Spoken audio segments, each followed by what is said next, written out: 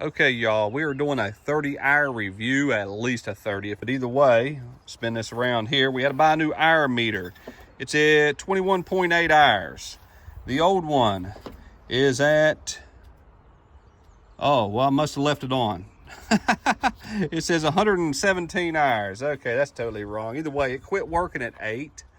And I must have left a switch on after I smacked it around a little bit and it started working. So I'm saying probably 30 hours on this machine right now. And I left the switch on again, as you see right now. I still got to put it up, but either way, we'll flip that off. I just want to show y'all all the problems basically I had, and a few modifications I had to do. The biggest one is on another video of it throwing itself into neutral. That is the most dangerous thing when you actually live on hills and you got to do a little bit of work right there. It does not stop itself till you let off the controls, and then the whole thing wants to flip forward. So you got to have your bucket and your blade down. The hoses, I had to switch the hoses. That wasn't no issue. I mean, I just switching it so I could run a little bit better. I just switched them inside here. There's another video on that one also. And also, this was my fault, but I broke the bolts on the tooth. I saw it was loose. I kept on digging and I broke them, so the tooth fell off and snapped up both the bolts right there. So either way, well, one bolt probably fell out, the other one snapped. Either way, went and bought some new ones, got it done. The grease fittings ain't no big deal. I left half and half. It's got Zerk and whatever the other ones are. I actually like the other ones a little bit better, so I might put them back in there or order more because it had some of the Zerks on there. And I did have to put an overheating fan on. I only put one on. Figure that's enough right there. Another thing I had to do was put a oil filter on. Now some of these do come with the hydraulic filter do come with those, but I had to go have the hoses made. Also another thing is the hoses are hitting a lot of places that you're going to have to fix. Like this one now is nice and loose, but it was hitting real bad and it was going to cut in too. And I also had to change out the hydraulic fluid, and it's just on a slant. So the only reason it looks low right now. And I also put hinges on, but that was all my discretion. Now the overheating fan, or might as well say overheating fan, that thing needs to be on here. I'm probably gonna put an oil cooler on it next. So it ain't too bad of a price, but I'm gonna put one of them and another overheating fan on it. The little blade right here, the ram on it, the hydraulics on it, does not have enough power to keep on lifting. It will lift so far and then it will stop, and that is all it can do.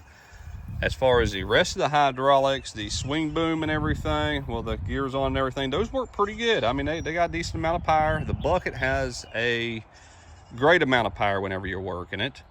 The thumb, I didn't buy it yet. This is the one for the hydraulic thumb, so I ain't got to re-support it in here. I already picked up some rocks and stuff like that, broke rocks in too with it. Whenever I had it down, it's nice having the hydraulic there because you've got a limited amount of grab, I want to say. I don't know. You got a limited amount of room to play with right there.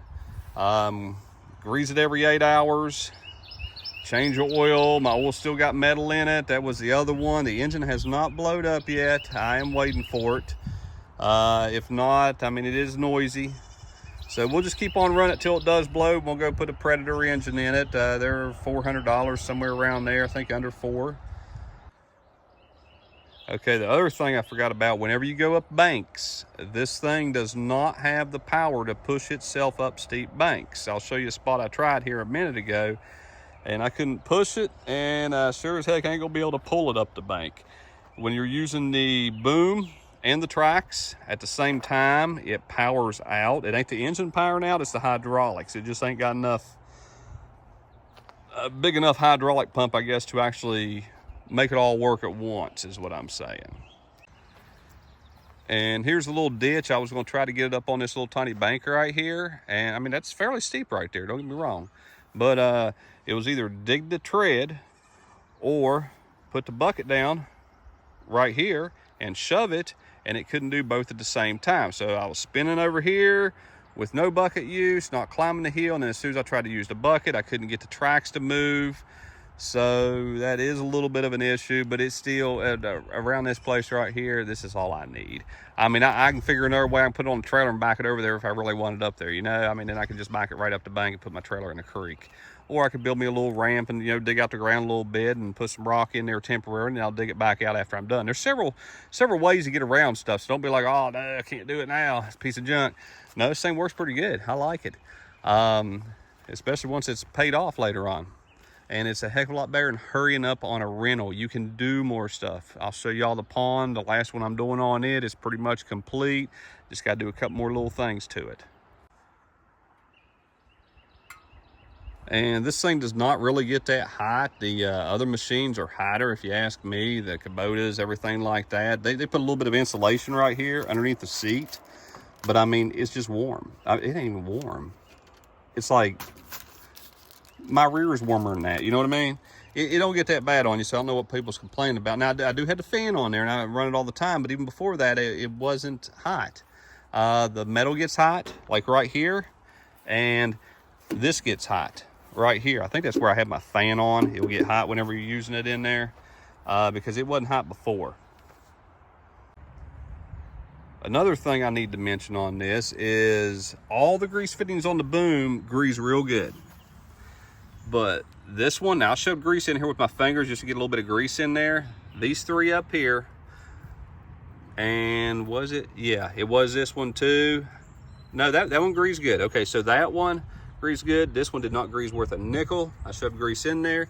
And this one only greased on this side, and it didn't grease very good. So those were the three main ones I had the problems with. Don't forget your greasing right there. It says 50 hours on one, 8 on the 8. I just grease them all at 8 hours. What am I going to do? Clobber it up and have to pressure wash it off? It'll be okay.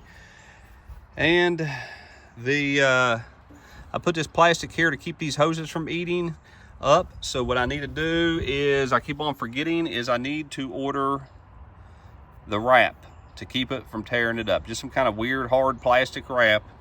It's on Amazon for 20-30 bucks a roll. So I'll get it and just put it on everywhere. No big deal. Now, I have spent an extra $250 between changing the hydraulic fluid, which I think it was $89, buying the filter and having the hoses done at a shop that does the hydraulic hoses, buying the fan and the switch. That was real cheap. And the hour meter, which is an El Cheapo too. I need to order a better one, but that one's working good, so we'll leave it be. That was between $250 extra I had to spend on it after I got it. Now, if you don't know how to work on these things, I ain't talking about these. If you don't know if you don't know how to work on a lawnmower, you might have a little bit of an issue. Let me explain that. Because you got to know how to grease these things. You got to know how to do a little bit of a stuff. And if you switch them hoses up there, that's awesome. But if you have no skills at all, you ain't even really got to have skills. If you ain't got no know-how, or if you can't change your tire in your car, you might as well forget about this machine, because it ain't going to work for you if you can't change a tire. Let me put it that way. Look, my arrow's finally pulling off. Here, let's see if we can get that off there, because we do know the direction just because of the blade. Oh, we got some of it off. Well, that didn't work, did it? Well, we got some of it off. That's okay. It looks better now. Keep it also washed, grease every 8 hours. Wash it off every time it gets real muddy, and it'll keep it going. Oh yeah, that's another thing. The rust on this thing. Let me zoom you up here. They've done some real cheap paint. Now this is just a mount thing. They just double or welded on each side, but you can see all the rust starting right there. I did not do that. It was like that when I got it. Let me show you a couple other spots. This one I did do. I hit it up against a tree, so I need to repaint it. And I kind of bent that a little bit. I actually twisted back a tad bit. This was on them through shipping. I'd recommend spraying some grease on these. These are kind of a finer thread. You don't want these to get all messed up. Oil something. Just keep something on there. The metal inside here is starting to rust also. I would spray it with something, which I need to do. I'm sitting there talking, ain't even done it yet. And these are so thick, I would spray oil down in all this. You know, just cover it up or paint it, whatever you want to do. It will get scarred up a little bit. But the other one on the frame up in there, I know y'all can see that rust starting. They nicked it, I guess where they strapped it down with cable or something, who knows. It's right up in there. It ain't focusing on it very good, but there's a couple spots over through there. There's your gear up underneath there. But that is nothing to really complain about. Not for the price anyways, y'all. And this is the last little bit of things I can actually think of off the top of my head right now. The reservoir for your hydraulic fluid has no drain plug, so you have to take the hose loose on the bottom and make a mess. It's going to happen. These screws right here keep on loosening up. The seat plate right here does not line up real good because these screws keep on coming loose. This comes loose right here. The little knob right there, this comes loose. Tighten them up real good. Choke throttle. Yeah, choke. The choke, you have to choke this thing 99% of the time. And this thing is real. I need to oil that thing or something. I don't know. Yeah, that sucks. I need a new cable or something. It feels like it's kind of grinding metal on metal. I had to also readjust all the cables in there, reroute them because somebody just slapped it together, whoever did it. But anyways, that's about all I can think of on this, you all. Hopefully I help make your all's decision on this thing, because I like the machine. I think it's well worth the money. I can get a lot done around here. And by the end of the year, I'll probably have 250 hours on this thing. The only thing that's going to make me mad on this thing is if I'm going to have a problem getting parts. So far, it seems like I can find them, but I'm talking to other parts like the gear motor, stuff like that. I'm having a little issue trying to pick those out here and there. It's looking like Chinese order on stuff. I'd like to be able to find it at Amazon, eBay, or from the dealer. But it's seeming like I might have a little bit of an issue there. I need to dig a little bit deeper. But other than that, y'all enjoy. Have a good day. We will see you all on the next one.